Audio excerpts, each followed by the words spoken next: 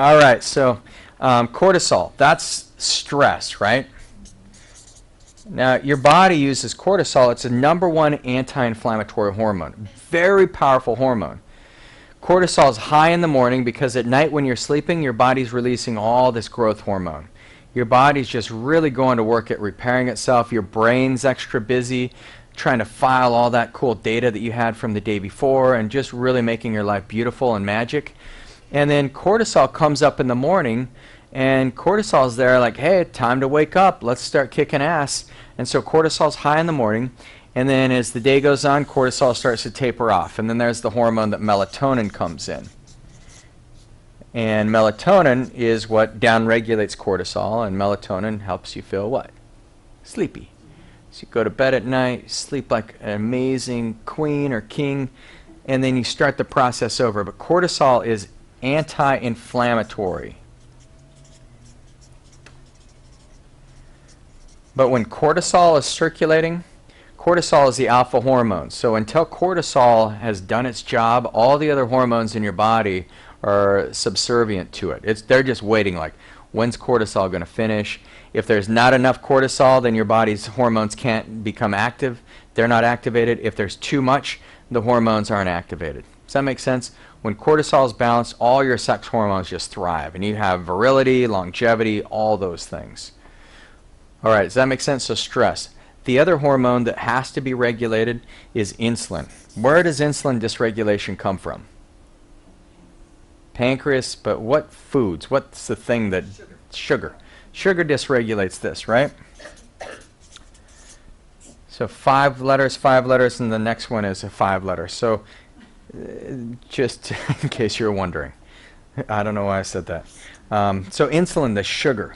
So if you want to have really healthy insulin levels, then one of the keys to having longevity and not putting on fat on your body is to have healthy blood sugar. And so after we talk about cortisol, we're going to jump into this. And then estrogen, and sorry ladies, but you have 1,000 more receptor sites for estrogen than men do. You have way more estrogen.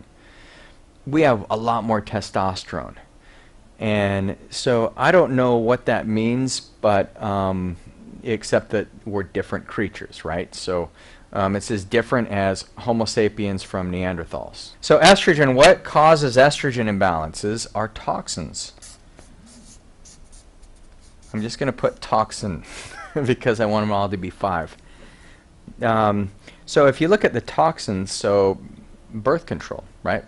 It dysregulates estrogens. If you're drinking plastics all the time, the phthalates, they can disrupt your estrogen. Anything that mimics any substances that the EPA calls endocrine disrupting, those substances from the environment dysregulate estrogen, and then your estrogen, what happens is those toxins bind on the same receptor sites on the cell, and once those toxins are bound there, then estrogen, the cell is calling for estrogen, estrogen gets released, usually from the ovaries, but the estrogen can't make it into the cell because the toxin's there. Does that make sense? So the estrogen's like, I got nowhere to go, and so the estrogen goes into a fat cell.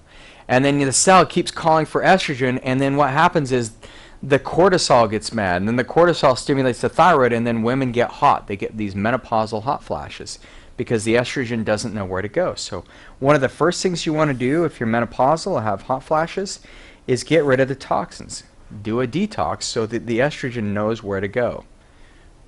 Alright, so these are the 3 hormones. If you can balance these 3 hormones, not only will you burn fat efficiently, but these are going to help promote aging or decrease. They're gonna accelerate aging if these aren't balanced, or they can decelerate it. So they can turn off the aging hormones, because once these are turned off and these are all perfectly automated and balanced, then your growth hormone kicks in, your insulin like growth factor, your testosterone, your thyroid hormones, all those fat burning hormones, your glucagon, they kick in, and then your body really starts repairing itself.